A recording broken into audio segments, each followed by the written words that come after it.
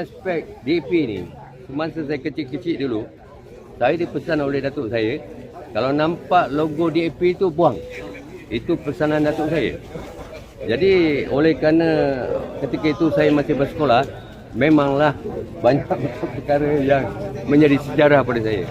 Tetapi apabila kita sekarang ni sebagai PHBN, alhamdulillah kita telah memberikan kerjasama kepada pilihan raya yang lepas. Kita bekerjasama dengan pihak Pakatan Harapan untuk membantu sama supaya kita memperolehi kemenangan. Sebab perjuangan kita adalah untuk orang Melayu terutama. Jadi kita kena menuju ke arah itulah. Jadi kita menyokong dengan ada, dan alhamdulillah pihak Dun Lembah Jaya Ultimate dia memberikan kerjasama dan saya pun memberikan kerjasama pada beliau supaya benda ni dapat berjalan dengan lancar. Mungkin Tuan boleh cerita cabaran dan halangan, kenangan manis, kenangan pahit bersama selaku pegawai khas mantan YB Ali Kejor. Oh, kenangan manis tu banyak. Saya dulu kalau nak ikutkan kenangan manis, saya dulu selalu berurusan dengan Shah Alam, dengan UMNO PWTC, pergi ke Kajang, apa juga masalah-masalah yang dihadapi oleh penduduk. Saya kena berdepan dengan pejabat tanah, saya kena berdepan dengan banyak perkara untuk mendapatkan apa juga perancangan yang kita nak buat. Memang banyak. Itu saya jadikan sejarah pada hidup saya. Bagaimana dengan anak Tuan? Ada terlibat dengan politik ke, sosial ke?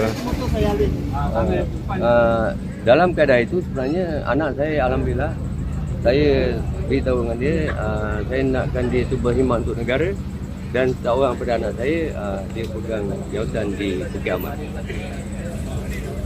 Apa pesan Tuan kepada remaja hari ini yang mungkin kurang prihatin dengan politiknya?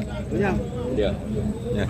Begini, dalam keadaan itu sebagai orang lama, saya pun dah berumur 73 tahun. Jadi dulu dalam aspek gotong royong ni, kita memang siap-siap kenduri kendara di tempat ini, kita akan gunakan style gotong royong. Memasak, persiapan apa sekalipun kita buat. Bukan itu saja, dalam keadaan gotong royong penduduk kita buat, dalam keadaan yang lain pun kita buat, macam-macam kita buat untuk penduduk. Itu kita buat. Maksudnya kata-kata. Ya. Sini Tuan. Apa komen Tuan dengan generasi sekarang yang lebih pada TikTok, lebih kepada iPad? Okey. Dalam hal itu, saya selalu mengingatkan kepada beliau dan juga orang-orang yang berumur 30 tahun ke atas supaya mengikuti perkembangan semasa apa yang sebenarnya berlaku. Jangan 100% mengikut apa juga yang TikTok, Instagram dan yang itu.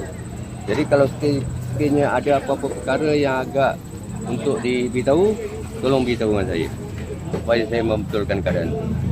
Okey, sekarang Tuan ada jawatan apa-apa lagi dalam sosial, dalam masyarakat, dalam komuniti? Saya pengurusi NGO Taman Seri Raya. Apa nama NGO? Persatuan Penduduk Taman Seri Raya. Pengurusi Persatuan Penduduk Taman Seri Raya. Jadi apa program 2 bulan, 6 bulan akan datang?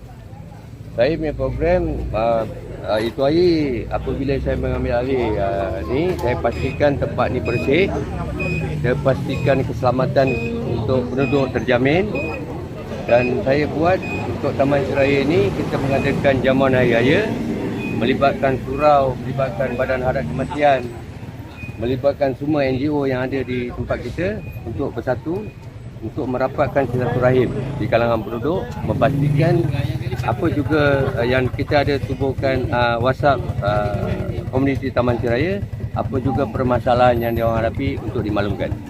Jadi kita cuba atasi benda itu dengan baik. Apa komen Tuan tentang kekurangan beras hari ini yang mungkin naik 2 kali ganda? Dalam keadaan itu, pada awalnya saya memikirkan mesti ada satu perkara yang berlaku. Tetapi lama kelamaan benda tu terbongkar sebagaimana yang diberitahu di berita dan saya baca WhatsApp itu ini. Baru saya tahu kedudukan yang sebenarnya beras tu di Sorong. Jadi saya kena maklumkan pada penduduk yang selama ni beranggapan kepada kerajaan kononnya kita tidak mengambil tahu tentang perkara tersebut. Itu saya punya inilah tanggungjawab untuk beritahu pada penduduk. Anwar Ibrahim dengan tuan siapa dulu jawapan UMNO? Anwar Ibrahim tu untuk makluman dia kalau ikut saya dulu kot. Mungkin tuan boleh komen dulu dengan sekarang tentang kerajaan Medani di bawah YB Anwar Ibrahim. Saya sebenarnya saya suka pada ketegasan. Saya suka kepada ketegasan. Jadi dalam aspek itu saya mengenali Yang Muhammad Datuk Anwar Ibrahim. Ketika itu masa tu saya dalam politik, saya sebenarnya pun menyokong dia ketika itu. Tapi setelah dia dilibatkan kesalahan, saya pun kena merangkak langkah.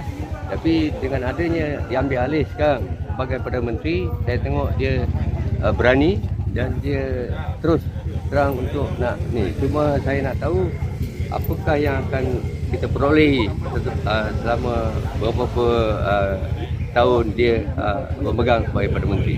Dia punya ni lah, punya outcome. Okey. Last sekali.